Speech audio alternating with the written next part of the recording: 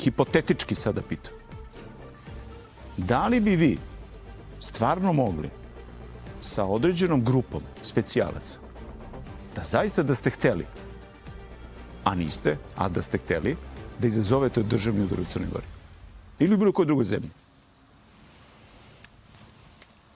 Ako bi država Srbija dala neki takav zadatak, onda bi sigurno isplanirali onako kako treba. Odabrali ljude prave za taj zadatak, ljude iskusne koji bi mogli negde nešto da urade onako kako je isplanirano. Onda sigurno u toj državi ne bismo ušli kao ja na graničnom prelazu. Ne bih sa prijateljicom išao u Crnu Goru, nego bi prešao, kako mi to kažemo, preko brda, pa bi nešto radio.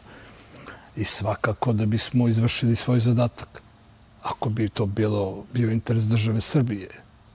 Jer to je u stvari naš cilj i moto, raditi sve ono što je u interesu države Srbije, ali o tome mi ne možemo da odlučujemo kao profesionalci, oficiri, specijalci, nego o tome odlučuje državni vrh.